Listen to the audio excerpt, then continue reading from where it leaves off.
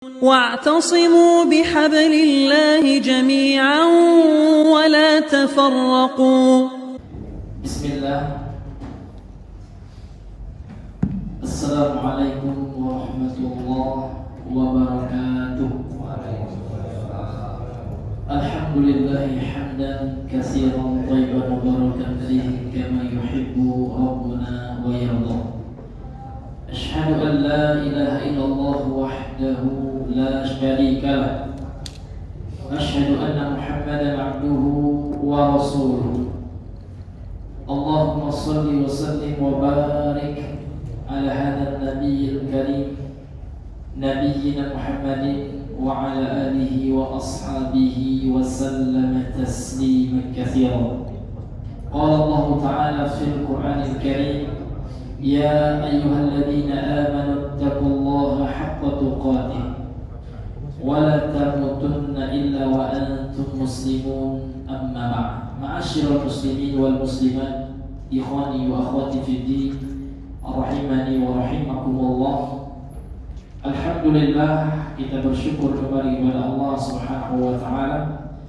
Pada malam hari ini kita kembali Allah pertemukan di salah satu rumahnya yang ada di permukaan bumi ini dalam rangka mempelajari Al-Quran, mempelajari hadis Nabi yang mulia sallallahu alaihi wasallam yang merupakan sumber utama hukum Islam dan dasar dari seluruh ilmu-ilmu agama. Itu sumbernya yang paling utama, sumber primer ilmu dalam Islam ini adalah Al-Quran dan Sunnah.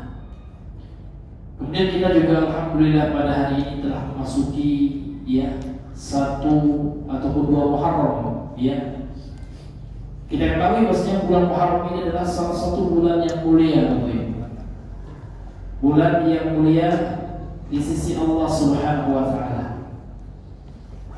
Sebagaimana difirmankan oleh Allah dalam surah At-Taubah ayat 36. Apa kata Allah Subhanahu wa taala? Inna iddatash shuhuri 'indallahi 12 syahran fi kitabillah yawma khalaqas samawati wal arda minha arba'atun hurum. Inna iddatash shuhur, sesungguhnya jumlah bilangan bulan di sisi Allah itu ada 12 syahran. Ada 12 bulan di sisi Allah yang telah Allah tetapkan dalam kitabnya. Yauma khalaqas samawati wal arda, pada hari Allah menciptakan langit dan bumi. Minha, di antara 12 bulan itu ada arba'atun hurum, ada 4 bulan haram. Dzalika dinul qayyim, Islam itu adalah agama yang lurus. Fala tadhlamu fihinna anfusakum ila akhir ayat. Maka janganlah kalian berbuat zalim terhadap diri kalian di dalam bulan-bulan haram tersebut secara khusus. Walaupun secara umum kita dilarang oleh Allah berbuat zalim, namun lebih ditekankan lagi, artinya dosanya lebih dilipat gandakan oleh Allah kalau seandainya kita berbuat dosa maksiat kezaliman, terlebih lagi di bulan haram ini. Hadirin yang dimuliakan oleh Allah Subhanahu wa taala, disebutkan dalam hadis sahih Al-Bukhari dari Ibnu Abbas bahwasanya Rasulullah menyatakan as-sanatu 12 syahran, satu tahun itu ada 12 bulan. Minha arba'atun hurum, di antara 12 bulan itu kata Rasulullah ada 4 bulan haram. Salasatun mutawaliyatun, tiganya disebutkan secara berurut tertib. Yang mana yang tiga yang tertib itu Pak? Dzulqa'dah, Dzulhijjah, Muharram. Dzulqa'dah bulan 11, Dzulhijjah bulan 12, Muharram bulan 1. Kemudian satunya terpencil, tidak berurutan, yaitu apa Pak? Rajab.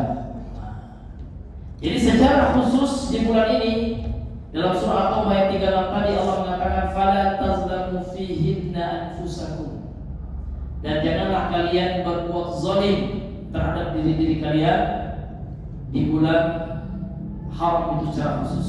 Sehingga kalau kita baca tafsirnya Pak, Ibnu Abbas mengatakan bahwasanya Allah Subhanahu wa taala akan melipat gandakan amalan yang kita lakukan di bulan-bulan haram itu, sementara atau sebaliknya dosa juga Allah lipat gandakan, maksiat juga Allah lipat gandakan dosanya.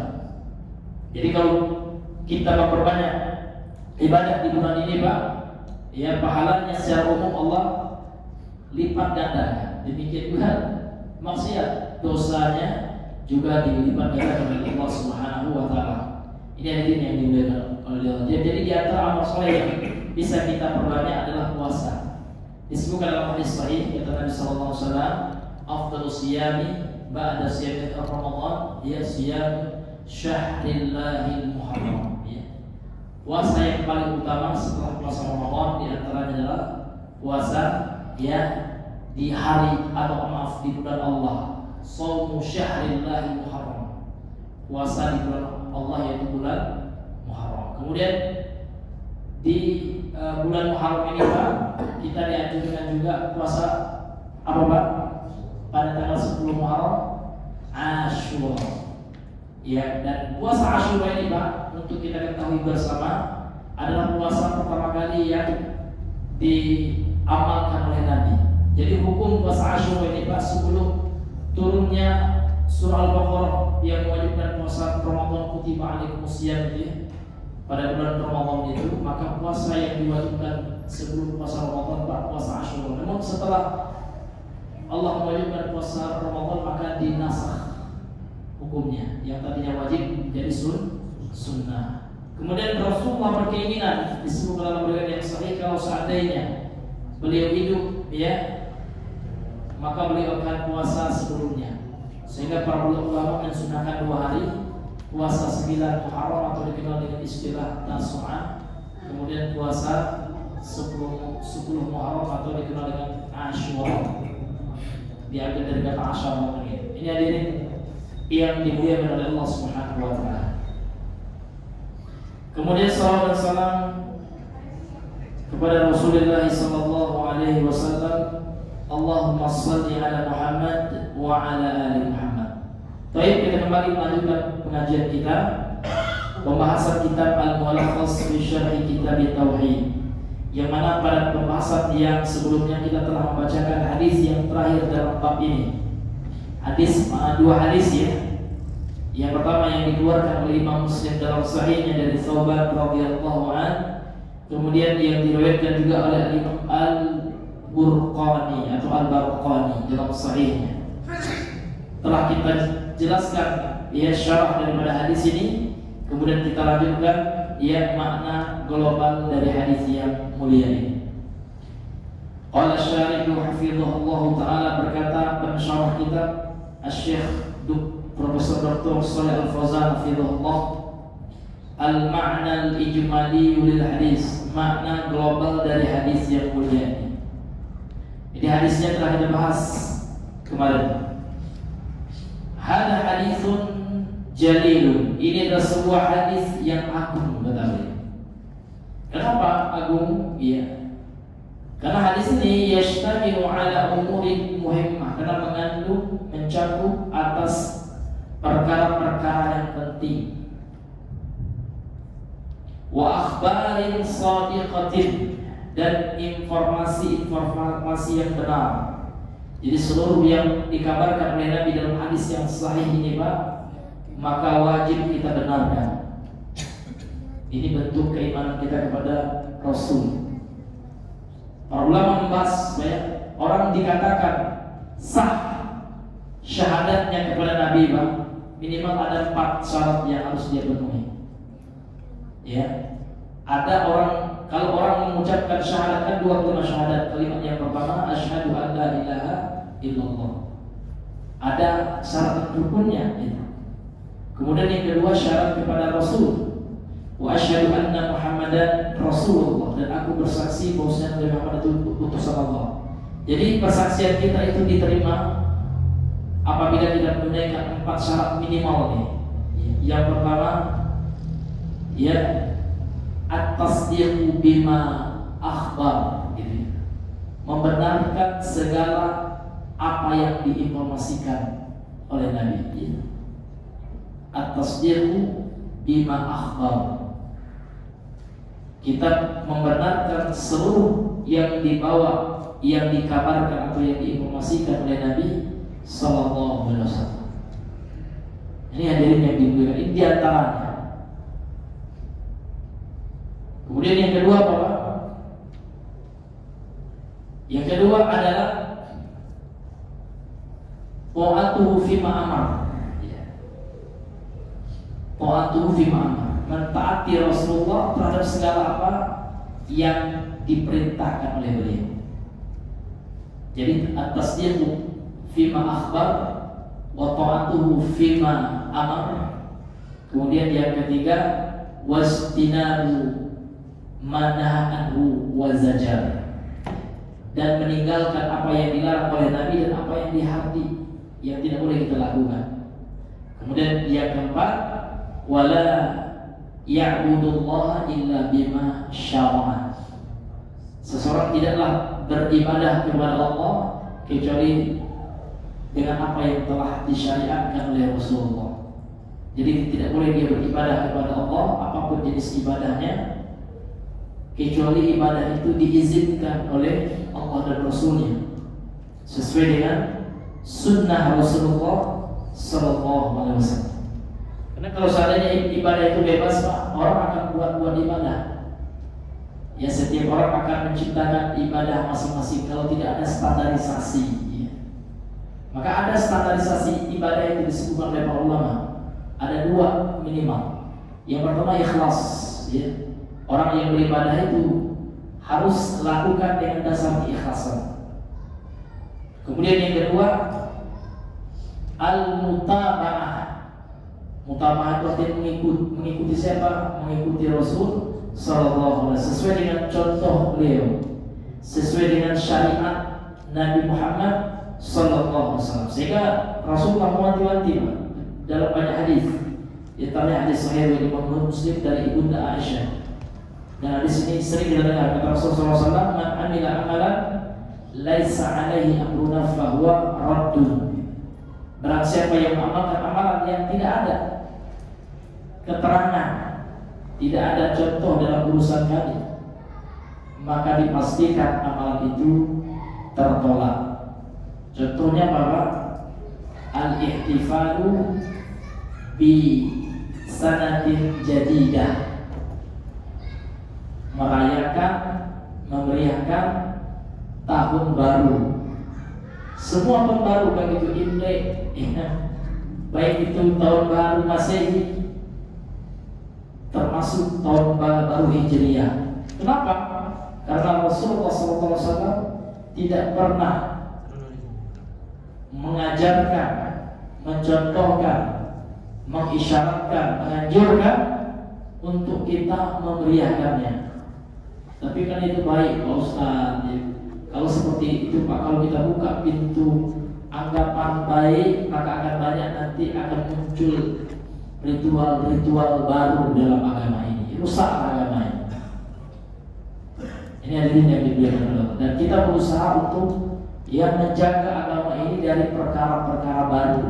Cukuplah kalau masalah agama itu, cukuplah kalau masalah ibadah itu apa yang telah dicontohkan oleh Rasul Sallallahu Alaihi Wasallam. Kalau Nabi tidak melakukannya, ya maka kan kita lakukan.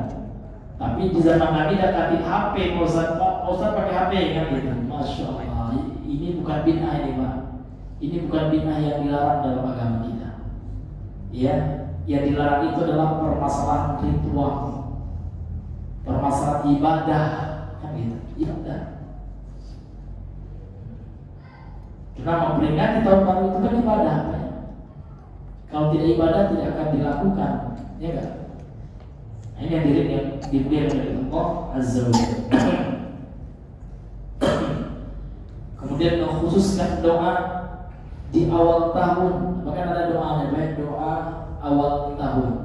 Nah, maka berdoa itu kapanpun boleh. Ketika kita mengkhususkan pada waktu yang tertentu, maka kita membutuhkan dalil khususnya. Ini Bapak Ibu yang dimuliakan oleh Allah. Karena berdoa itu umum Pak, kapanpun, dimanapun, selama ya tempatnya tidak najis, selama tidak dilarang oleh syariat maka boleh. Dan ketika kita mengkhususkan, maka ini membutuhkan kepada dalil dari Nabi Sallallahu Alaihi Wasallam.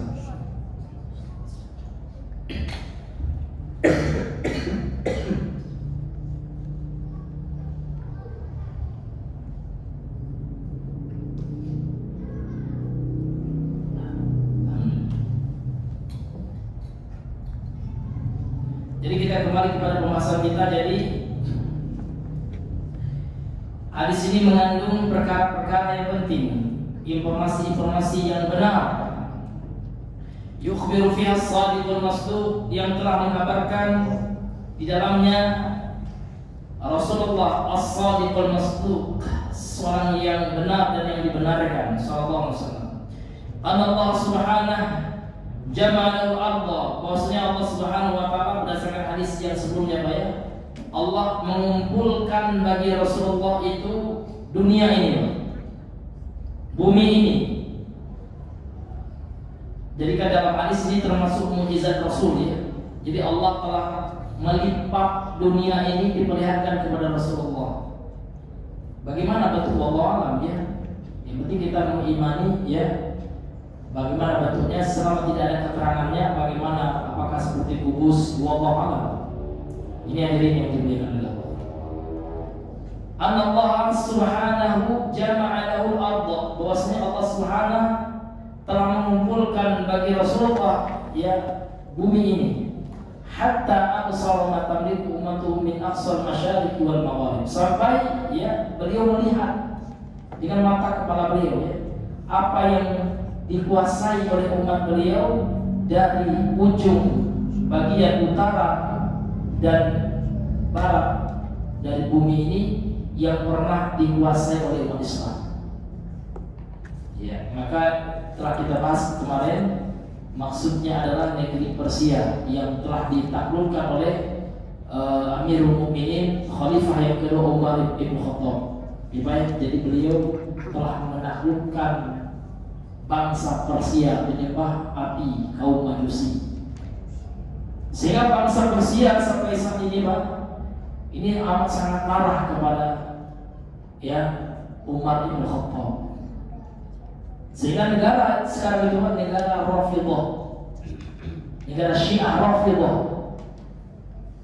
Maka kita jangan jangan kita termakan oleh media, terprovokasi oleh pemberitaan yang ada. Harus kita tahu bagaimana akidah Syiah Rafidhah yang di Iran itu.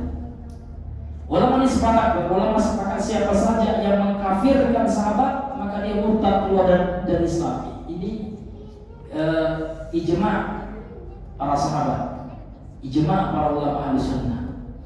Maka Syiah Rafidhah ini sepakat ulama.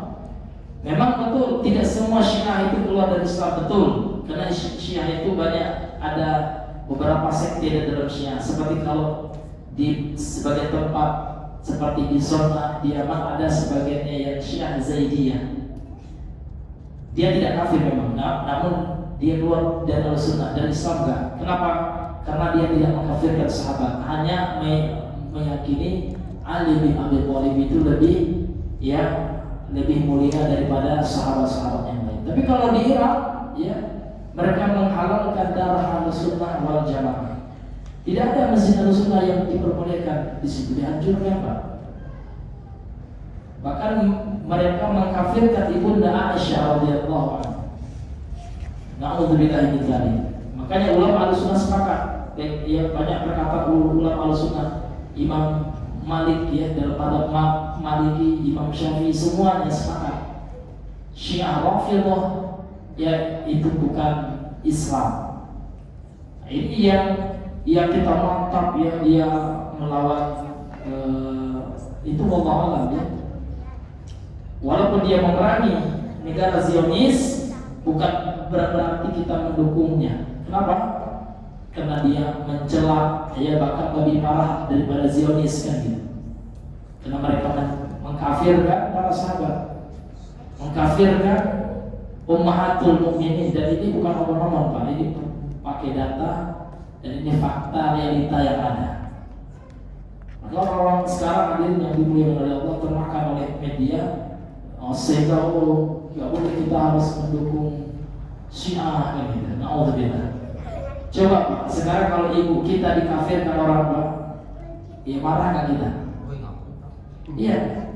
Ibu kita dibilang pemezina, marah nggak kita?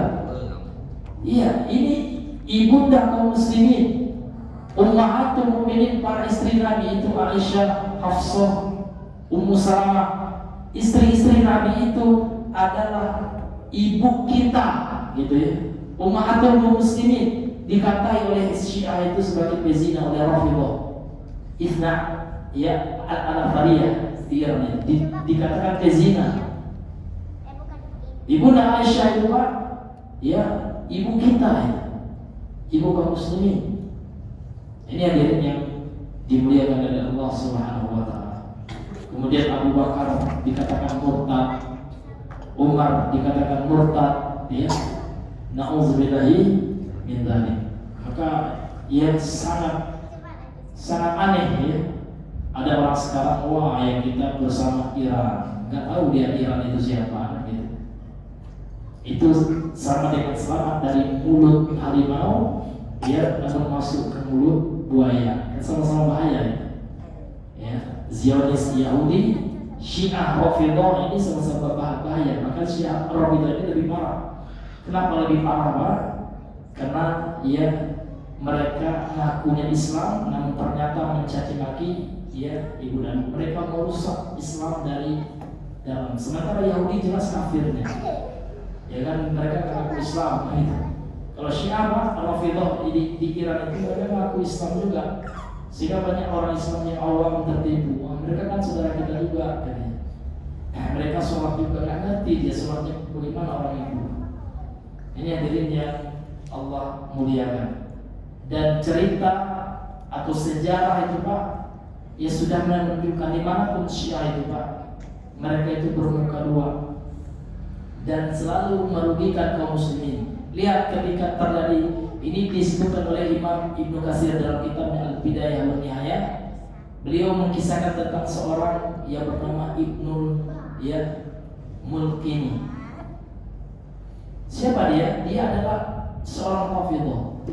Dan ternyata ketika bangsa Tatar menyerang Baghdad itu salah satu penyebab kekalahan atau jatuhnya Baghdad ke tangan bangsa Tatar ini adalah pengkhianatan Syiah Rafidhah.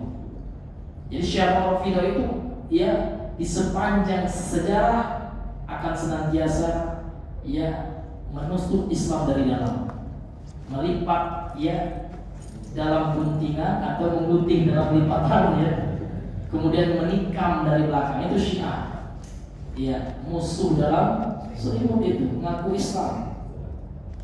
Ini hadirin yang Allah muliakan ya. Bahkan kalau kita lihat Pak, Masjid Ahlussunnah dilarang di Iran itu, sementara sinagog itu bisa kita lihat fakta. Sementara sinagog tempat ibadahnya Yahudi bebas sebebas-bebasnya. Sementara mereka ia menampakkan seperti berperang Artakus sekali oleh Allah alam ya. Apakah ada konspirasi Allah alam? Ini hadirin yang dimuliakan oleh Allah. Artinya jangan kita termakan dengan media yang ada. Masyarakat muslimin yang dimuliakan oleh Allah Subhanahu wa taala. Dan ini fakta ya, fakta yang harus kita wanti-wanti. Jangan sampai kita ya mantap juga rupanya Syiah itu kan gitu. Karena Syiah itu Pak ada dalam prinsip akidah mereka taqiyah, berbohong. Jadi mereka menghalalkan bohong. Selalu berkata kami juga bersama Ahlussunnah ya taqiyah. Untuk apa? Untuk menjalankan tipu muslihatnya, mereka terkadang menghalalkan kebohongan. Nauzubillah min dzalik ya. Maka berbahaya betul Syiah itu. Karena ulama mengatakan Syiah itu ya munafik gitu ya. Orang yang pura-pura Islam namun pada hakikatnya menghancurkan Islam. Ya kalau sangat dikafirkan tidak ada lagi dengan Islamnya. Karena agama Islam ini Pak, sumbernya apa? Hadis. Bahkan Al-Quran itu dikumpulkan ya dalam bentuk satu mushaf itu oleh seorang yang dikafirkan oleh Rasulullah, Utsman bin Affan. Jadi kafirkan Utsman itu final. Mereka laknat para sahabat. Nauzubillahi min dzalik. Maka orang yang cemburu dengan agama ini tidak akan mungkin pro kepada Syiah. Iya, kecuali orang munafik juga, atau orang yang jahil, gitu ya, yang tidak mengerti tentang akidah Syiah. Ini hadirin yang dimuliakan oleh Allah Subhanahu wa Ta'ala. Kemudian Bapak Ibu yang Allah muliakan, kemudian beliau melanjutkan, jadi Rasulullah itu dia telah dikumpulkan bumi ini dan beliau melihat kekuasaan umatnya. Min aqsal masyariqi wal magharib, dari ujung timur dan barat. Kemudian kata beliau wa hadza khabarun wujida mukhbaruh, dan informasi ini telah diketahui realitanya, gitu ya. Betul, dan ini telah terjadi, yakni ketika umat Rasulullah mampu menaklukkan Persia dan Romawi. Faqad tas'amul ummati, dan berlanjut keluasan dia, berkembang kekuasaan umatnya hatta balagha min aqsal maghrib, sampai ya sampai mencapai ya barat, ya ujung barat, ila aqsal masyriqi, sampai dari ujung barat sampai kepada ujung timur. Wa akhbar, dalam hadis ini juga Rasulullah mengkabarkan annahu mu'tiya al-kanzaini, bahwasanya Rasulullah itu telah diberikan dua perbendaharaan. Fawaqa'a kama akhbar, dan itu telah terjadi, Pak, sebagaimana yang telah dikabarkan oleh beliau. Faqad hazas ummatu mulkai Kisra wa Qaisar, dan kekuasaan umatnya Rasulullah ini, Pak, ya ini telah menguasai kerajaan Kisra yaitu Persia, wa Qaisar yaitu Romawi, Kaisar Romawi. Bima fihi min ad-dhahab, ya, dengan apa yang terkandung di dalam kedua kerajaan ini dari perhiasan perbendaharaan berupa emas, wal fiddah dan perak, wal jauhar dan permata.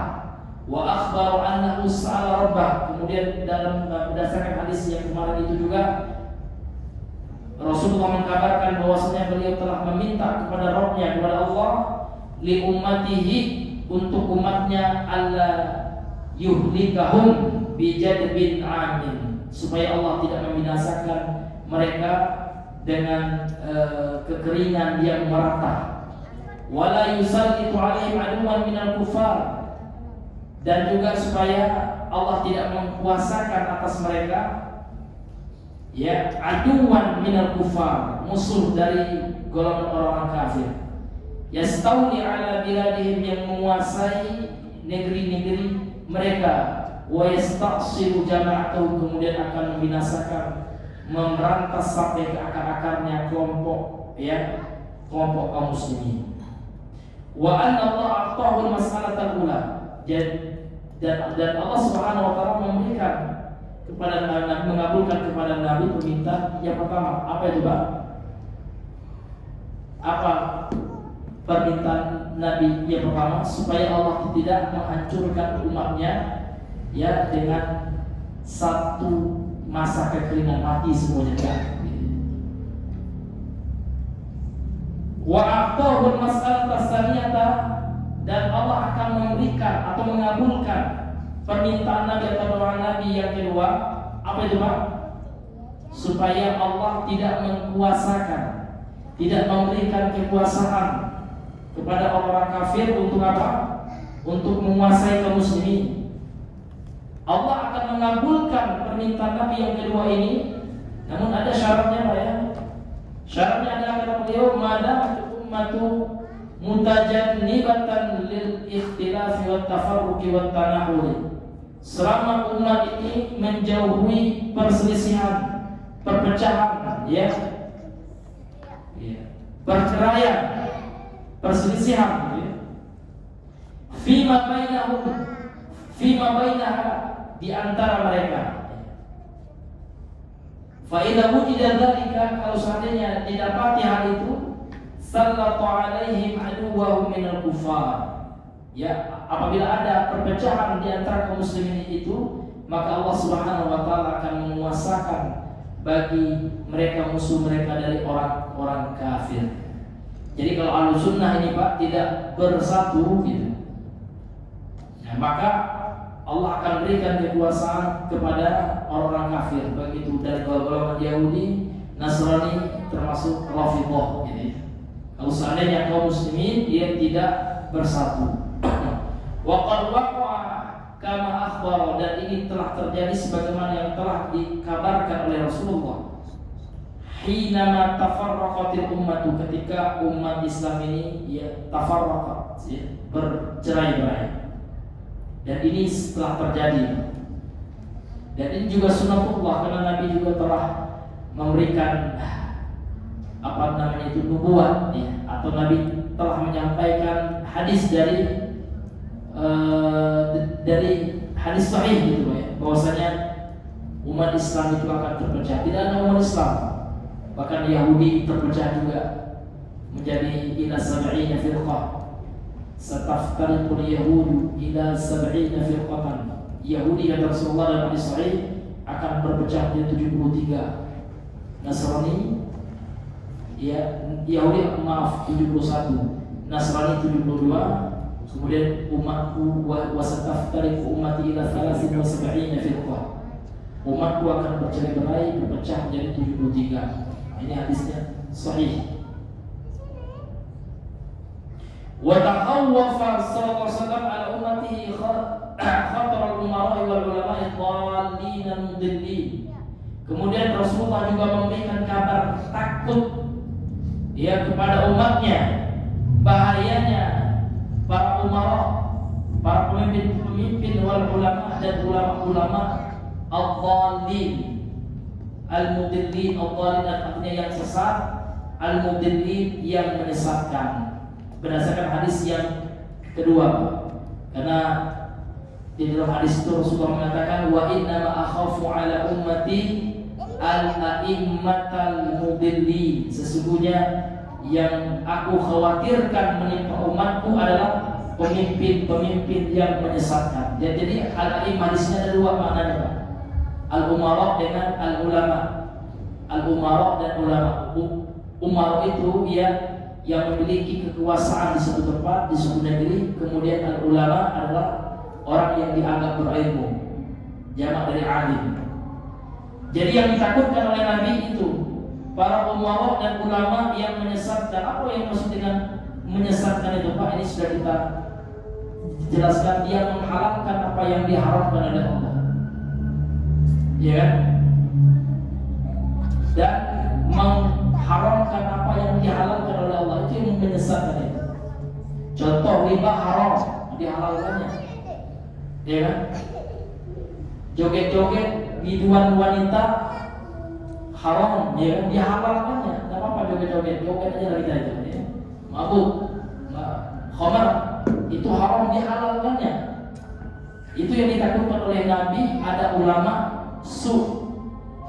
ada pemimpin yang zalim, ya, yang mengharamkan apa yang dihalalkan oleh Allah Subhanahu wa ta'ala. Ini hadirin hadis yang sebelumnya.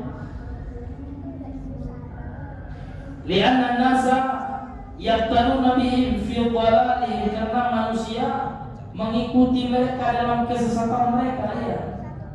Kenapa tidak boleh ya dandutan itu dia mengadakannya itu Pak Kades loh gitu ya.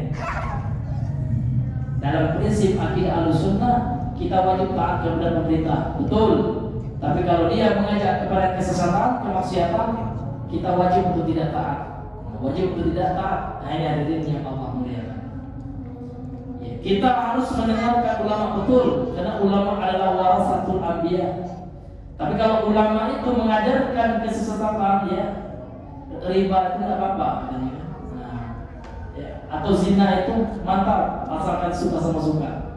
Ya, setinggi apapun titelnya, tetap kita katakan bapak dhalun mubin.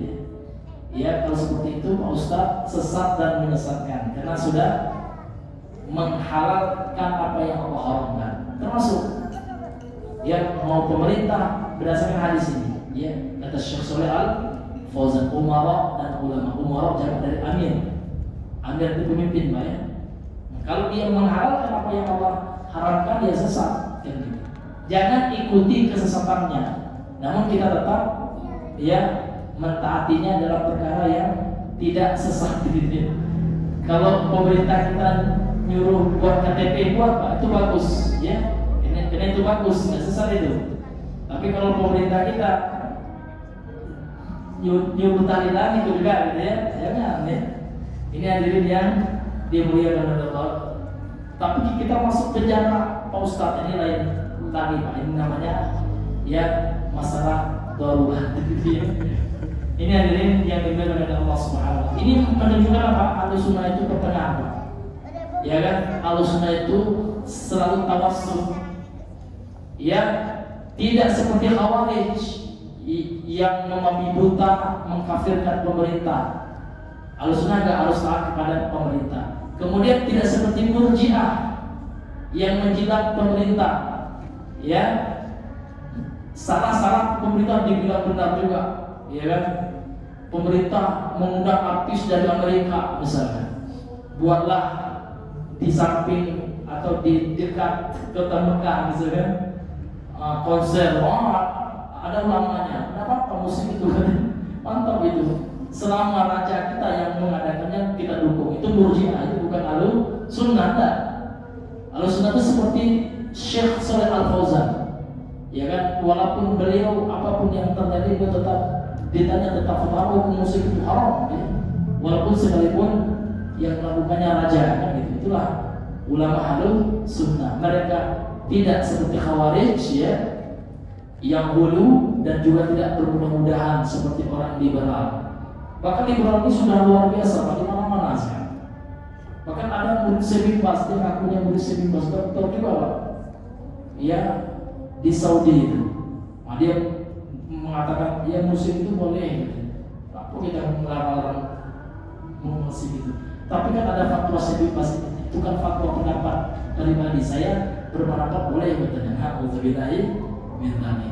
Ya kan? Sehingga itulah yang dipakai Pak. Diundanglah, ya kan? Iya, penyanyi nauzubillah, ya. Dan itu semua Pak tetap haram, ya. Karena kebenaran itu bukan Saudi, kebenaran itu adalah Al-Quran dan Sunnah. Kalau di situ ada kemasukan, ya kita katakan salah. Kalau ada orang bilang, oh kalian Wahabi bilang mengharamkan musik tuna di Saudi Arabia haram juga, mau dimanapun, ya kan? Nah di Saudi dan di Amerika yang namanya konser-konser dan kelompok tetap haram gitu ya. Siapapun pelakunya, walaupun pelakunya pakai serban, ya kan? Dan juga Pak mau bilang, saya pernah lihat di YouTube itu pakai serban ya. Ini kita mau ya. Parah betul Pak ya. Ya, namun ya yang salah tetap dikatakan salah karena Islam itu Pak tidak melihat ya, kepada individu. Namun individu itu benar kalau sesuai dengan Islam benar. Jadi Islam itu tidak berdasarkan individu tertentu. Kalau si A melakukan yang salah, lantas yang salah itu bisa jadi benar. Hatta itu siapapun, ya profesor, doktor sekalipun kalau dia salah tetap tidak katakan salah. Karena Islam itu berkeadilan. Iya. Ini hadirin yang dimuliakan oleh Allah Subhanahu wa taala. Kemudian kata beliau, wa akhbara, dan Rasulullah juga telah mengabarkan, kata Syekh Shalih Al Fauzan, anna idza waqa'atil fitnatu wal qital, apabila terjadi fitnah dan peperangan fil ummah dalam umat Islam ini, fa inna dzalika yastabiru fiha, maka itu akan berlangsung peperangan itu ila yaumil qiyamah, sampai hari kiamat. Wa qad waqa'a kama akhbara, dan itu telah terjadi apa yang dikabarkan oleh Nabi. Fa mundu hadasatil fitnatu bi maqtal Utsman, semenjak terjadi fitnah terbunuhnya atau dibunuhnya Utsman bin Affan oleh orang Khawarij. Iya. Ketika itu Pak, sudah akan terjadi peperangan itu sudah sunatullah kata beliau sampai hari kiamat. Wahya mustamirratun ilal yaum, pada hari ini kata beliau itu berlangsung peperangan seperti itu. Wa akhbara, dan Nabi juga telah mengkabarkan anna ba'dha ummatihi, bahwasanya sebagian dari umatnya yalhaquna bi ahli syirki, akan ikut kepada orang-orang musyrik. Iya, akan mengikuti kebiasaan-kebiasaan orang musyrik. Bapak pernah ke Dubai, Pak? Nah, itu sudah, ini ada satu tempat namanya Baitul Ibrahim. Jadi di tempat itu bebas, ya, ada gereja, ada tempat orang Hindu, Buddha disatukan, ada masjidnya juga. Kita ya tidak saling menyalahkan. Kita ya adalah ya saudara sama manusia. Ini liberal. Ini hadirin yang dimuliakan. Bahkan dibawa patung. Patung itu nggak boleh dalam Islam. Ini dibawanya ke Dubai, ya, patung Buddha. Na'udzubillahi min dzalik. Dan itu fakta, ya. Kalau itu benar fakta, ya kita katakan fakta seperti itu. Akan tetapi ya Ahlussunnah wal Jamaah telah menolak itu semua. Karena patung itu Pak, ulama sepakat haram. Iya. Yang beda pendapat itu hanya gambar, foto, kalau lukisan sepakat. Foto, namun foto yang beda itu foto yang di file, Pak. Tapi kalau foto itu sudah dicetak, ya sama lah, ya. Hukum melukis hasilnya. Tapi kalau dalam bentuk file itu ulama mengkiaskan dengan orang yang bercermin. Ya. Foto itu dibolehkan oleh para ulama itu lidorwah, untuk darurat. Contoh ya, untuk apa? KTP, SIM, gitu. Tapi kalau tidak ada kepentingan atau untuk kepolisian ya mencari pelaku kejahatan, maka harus dengan media foto, ya itu dibolehkan. Tapi kalau untuk kenangan ya kan, itu tidak ada, Pak. Tidak ada untungnya. Untuk apa kita kenang gitu ya? Nah, ini hadirin yang dimuliakan oleh Allah. Kalau seandainya foto itu baik, maka Nabi tidak akan mengatakan inna asyaddan nasi adzaban yaumil qiyamah al-musawwirun. Sesungguhnya di antara manusia yang besar azabnya di hari kiamat adalah orang yang memotong, melukis makhluk bernyawa. Karena di hari kiamat, Pak, di dalam hadis sahih Nabi mengatakan disuruh meniupkan nanti arwah, karena kita telah menandingi Allah dalam menciptakan manusia. Ini hadirin yang dimuliakan oleh Allah. Ya. Apalagi patung, na'udzubillah, ini patung, Pak. Ini luar biasa. Mudah-mudahan Allah Subhanahu wa taala memberikan hidayah bagi kaum muslimin, dijauhkan dari hal-hal yang bisa mengantarkan kepada kesyirikan. Dan Nabi dalam hadis yang telah kita sampaikan kemarin telah mengkabarkan bahwa sebagian daripada umatnya akan mengikut kepada orang musyrik fidari wa diyana, dalam negeri dan dalam agama. Jadi akan mengikuti juga, mencontoh juga agama mereka. Kemudian beliau berkata, fa'ubidatil qubur asjar wal ahjar, wa anna jama'atin minal ummah, bahwasanya sekelompok dari umat Islam ini akan pindah kepada kesyirikan. Yantaqiluna ila syirk, mereka akan pindah kepada kesyirikan. Wa qad waqa'a kama akhbaru, dan itu telah terjadi sebagaimana yang dikabarkan oleh Rasulullah. Contohnya seperti apa? Realita yang kita saksikan, sehingga ada orang yang statusnya muslim, mengaku agama Islam, fa'abidatil kubur, namun diagungkan kuburan sehingga disembah kuburan itu. Jadi nyembah kubur ini tidak harus sujud di kuburan, Pak, ya.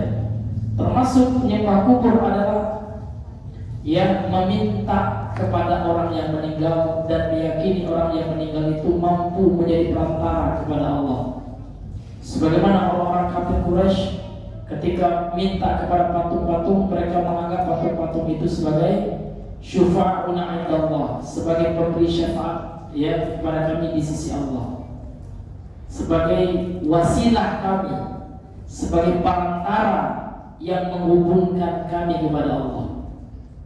Ada seorang mantan Kristen, semoga Allah rahmati beliau.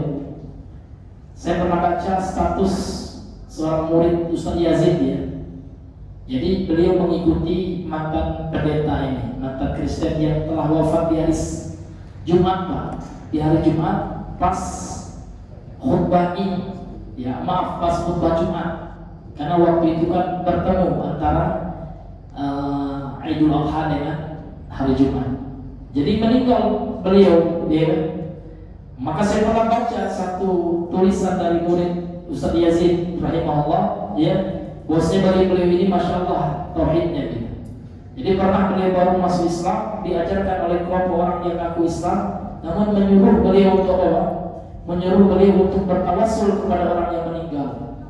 Ya, Bapak kalau Bapak ingin berdoa kepada Allah jangan langsung kepada Allah. Nah, minta dulu kepada orang yang meninggal itu. Pak Kiai misalnya, tolong ya sampaikan kepada Allah.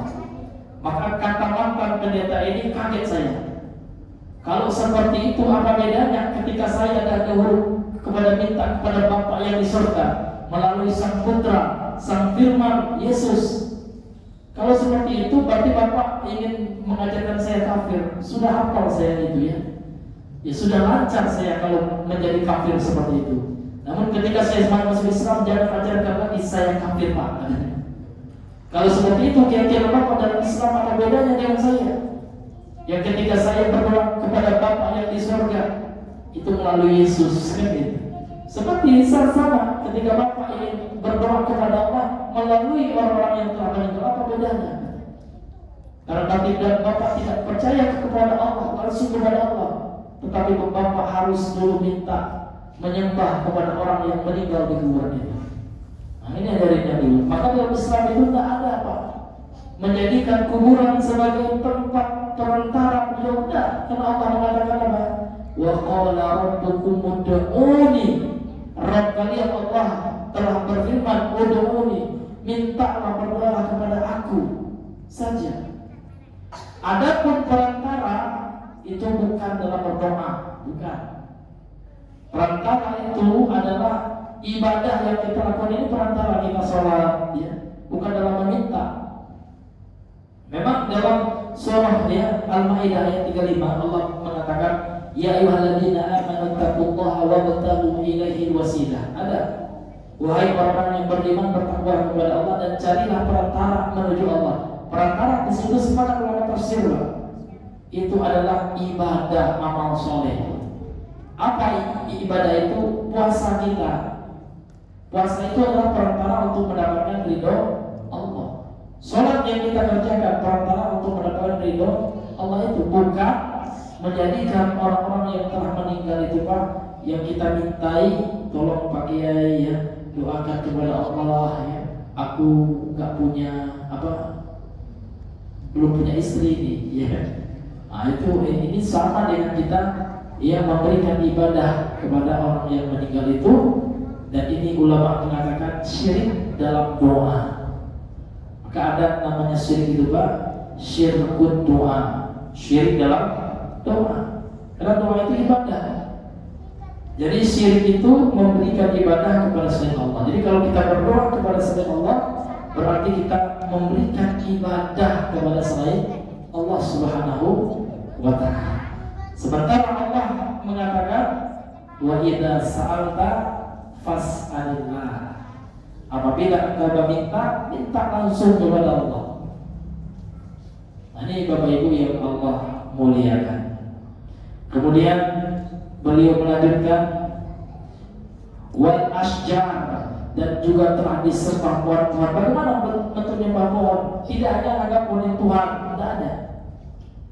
Kalau kita memberikan ibadah seperti sajen, Pak, kita beri sesajen untuk apa? Supaya penunggu pohon ini ya kan kasih keberkahan. Ini sudah syirik. Berarti kita sudah sama menduakan Allah, mempersekutukan Allah dengan pohon itu, menganggap pohon itu keramat.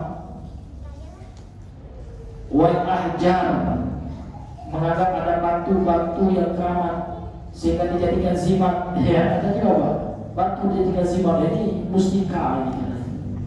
Mustika. Ya, ini khasiatnya banyak ini. Khasiat batu ini Pak.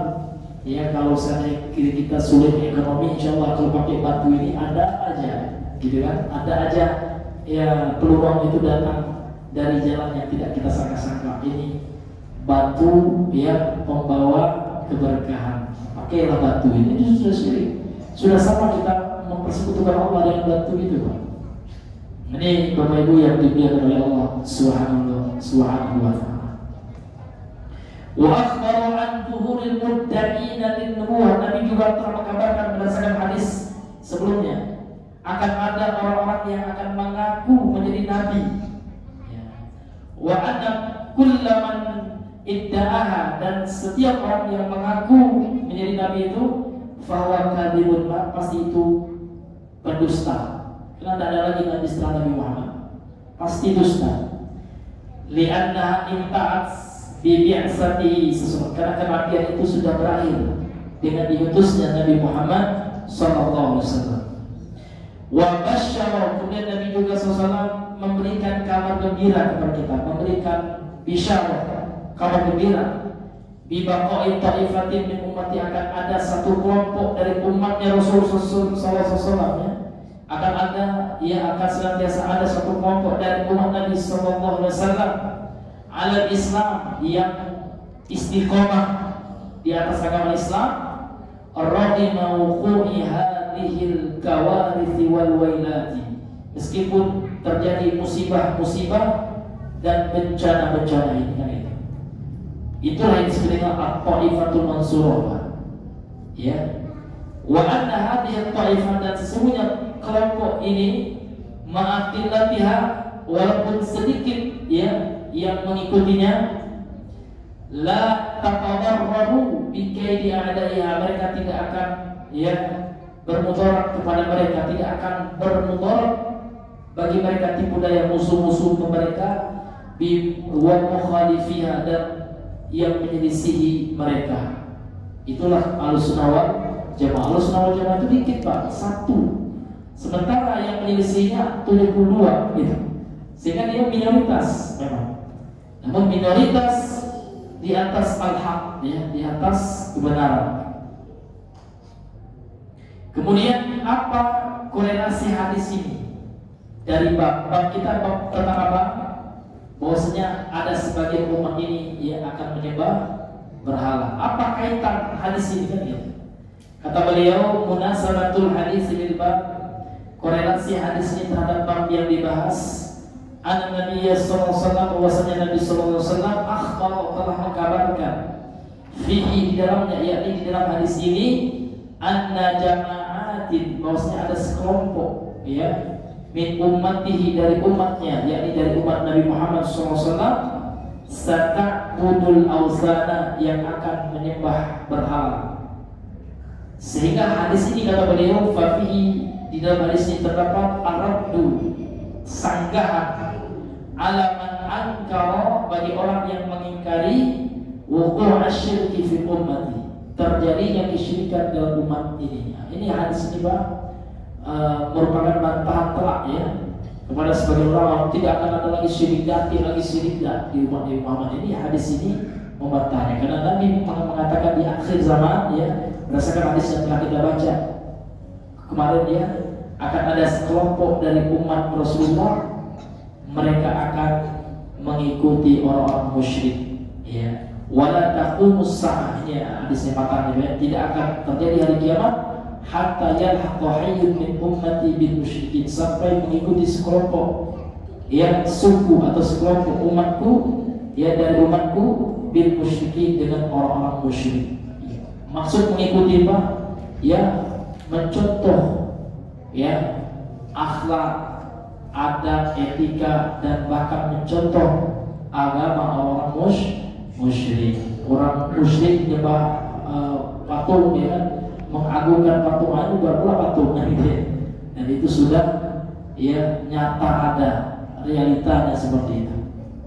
Walaupun alasannya kan patung ini bukan untuk disembah, walaupun tidak disembah, Pak, ya, karena terjadinya kesyirikan di masa umat Nabi Nuh, awalnya patung itu juga tidak disembah.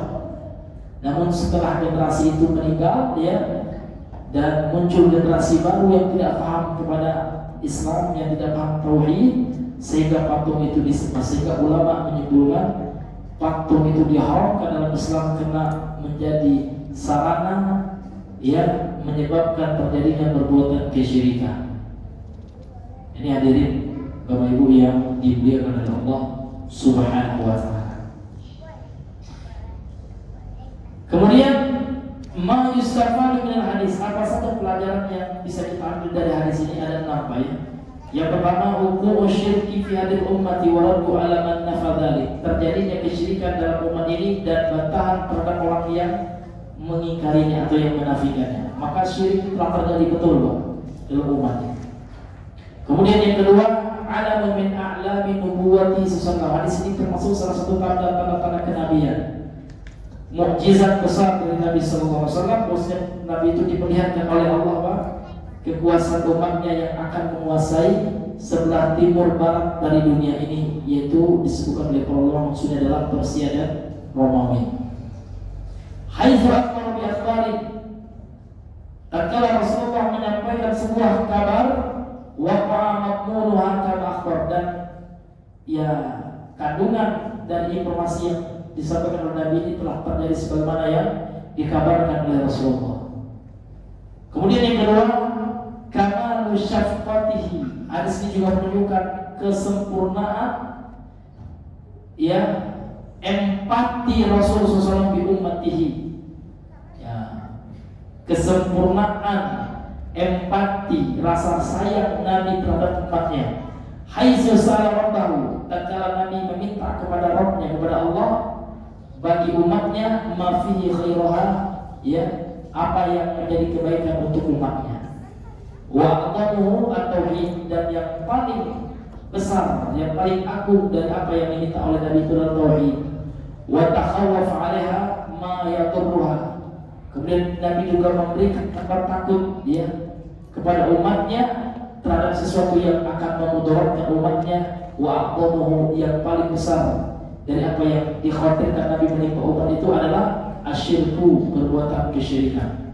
Kemudian yang keempat, tahdhirul ummati minal ikhtilafi wa du'atil dhalal. Peringatan bagi umat ini dari perselisihan. Jadi kita tak boleh berselisih dalam usul ya, dasar agama, akidah, tak boleh ada perselisihan. Kemudian Nabi juga memperingati tentang akan adanya doa penyeru kepada ad-dhalal, kesesatan. Dan itu telah terjadi, Pak. Jadi Nabi telah mewanti-wanti akan ada di akhir zaman 30 penyeru kepada pintu-pintu neraka ya, yaitu orang yang menyeru kepada kesyirikan, kebid'ahan dan kemaksiatan. Kemudian yang kelima, bahkan ada juga Pak orang yang punya jabatan ya, saya pernah dikirim teman Pak Instagram ya, dalam Sahih Al-Bukhari yang apa kalian itu melarang nyanyi biduan wanita. Itu Nabi itu pernah mendatangkan ini katanya, mendatangkan artis. Nah ini distorsi namanya Pak ya. Ini sudah profesor juga Pak. Iya, dia bilang bahwasanya Nabi pernah nyewa biduan wanita katanya. Nauzubillah min dzalik. Padahal baca konteks hadis itu. Konteks hadis itu Pak, ya kan, bahwasanya itu terjadi di hari raya. Bukan biduan wanita yang datang, enggak, itu anak yang belum balik, anak perempuan. Dan waktu itu ditegur oleh Umar, bukan bernyanyi. Walaupun dia secara terjemahan tughani ya, mughanniyah Israel. Karena kata ghanna itu ini bukan artinya nyanyi seperti biduan wanita, enggak. Itu maksudnya adalah memperindah suaranya, melantunkan syair. Jadi ada dua orang wanita ya, ketika Idul Adha, kalau nggak salah dia di hari tasyrik itu ya, maka dia melantunkan syair gitu. Jadi Abu Bakar mengatakan apa ini gitu, ini nggak ada di nggak pernah kita jumpai yang seperti ini. Dan dia juga ya itu menggunakan anak-anak. Maka Nabi mengatakan khusus ya untuk dua orang anak wanita ini, dan khusus di hari Eid ini dan hari walimah juga, karena dikiaskan oleh ulama gitu. Ini diperbolehkan, namun khusus itu saja. Nah ini ada, dan dianggap untuk nindak itu adalah nyanyi katanya kan. Nah, Kalau seperti itu Pak, bagaimana dengan sabda Nabi dalam hadis yang lain, laisa minna yang saya juga ya, man lam yataghanna bil Quran, sama-sama pakai yataghanna, ya, bukanlah termasuk dari umatku yang tidak menyanyikan Al-Quran. Kan nyanyi juga kalau terjemahan, ya kan? Apakah menyanyikan Al-Quran itu dibolehkan? Kan artinya orang yang memperindah suaranya. Jadi wanita itu nggak nyanyi, namun melantunkan syair dengan memperindah suaranya. Itu wanita yang belum balik, ya, jariyah. Itu dianggapnya sebagai apa? Sebagai ya dalil ya bolehnya kita ya biduan wanita ya, artis katanya. Boleh undang artis. Nah, Nabi undang artis. Nauzubillahi min zalik. Itu satu hal yang sangat jauh ya dari kebenaran seperti itu. Walaupun dia profesor tuh ya, yang bilang gelarnya profesor Pak. Ya. Nauzubillahi min zalik.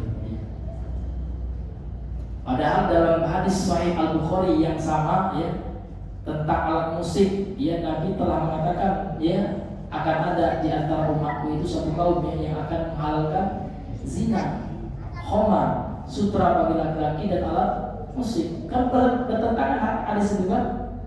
Nah, maka pada dasarnya ulama mengatakan alat musik itu ini pendapat mazhab ya diharamkan kecuali ada dalil khususnya. Yang dikecualikan itu rebana yang hanya ditanggung oleh anak perempuan yang belum balik di waktu khusus juga, di waktu kapan? Id dan ketika walimatul urs. Bukan undang organ gitu kan. Itu kan zaman dulu seperti zaman sekarang sudah berkembang. Enggak, kadang-kadang Nabi juga telah mengharamkan ma'azif wal ma'azif. Ma'azif itu adalah alat-alat musik kan gitu. Ini hadirin yang Allah muliakan.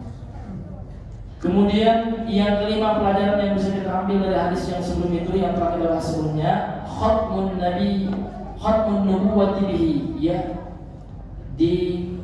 ya hapus atau dicukupkannya, disempurnakannya, ini yang tepatnya ya, disempurnakannya atau diakhiri oleh Allah kenabian dengan diutusnya Nabi Muhammad SAW. Artinya tidak ada lagi Nabi ya setelah Nabi Muhammad, telah Allah tutup ya, telah khatam ya, telah Allah tutup rapat kenabian sehingga tidak ada lagi Nabi setelah Nabi Muhammad SAW, dan Nabi Muhammad lah Nabi yang terakhir. Kemudian yang terakhir yang keenam, al-basyaratu bi anal haqqa la yazulu bil kulliyah. Dalam hadis ini juga terdapat bisyarah atau basyarah, al-bisyarah ya, kabar gembira dari Nabi bahwasanya kebenaran itu tidak akan hilang bil kulliyah secara keseluruhan. Wa bi baqa'i thaifatin, karena tetap akan ada suatu kelompok alaihi di atasnya, yakni di atas kebenaran itu, la yadurruha man khadalah, tidak akan bermudarat kepada mereka orang-orang yang tidak memperdulikan mereka. Wala man khalafa, dan juga tidak bermudarat kepada kelompok Taifah Mansurah ini ya, bagi orang-orang yang menyelisihinya. Mereka lah orang-orang yang konsisten berada di atas petunjuk Allah dan Rasulnya, beragama di atas cara beragama Rasul para sahabatnya.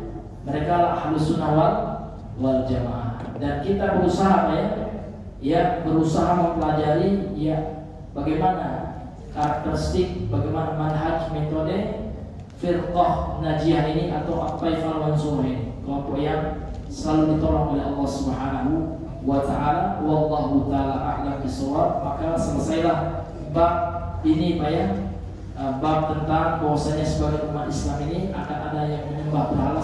Selesai pembahasan kita, insyaallah pada pertemuan yang berikutnya kita masuk bab yang berikutnya, yaitu babu ma jaa fi sihri, bab dalil-dalil yang ada dalam Al-Quran dan Sunnah yang menerangkan tentang sihir. Ini insyaallah pada pertemuan yang berikutnya kalau Allah ya memudahkan bagi kita, insyaallah taala. Ini saja yang bisa kami sampaikan.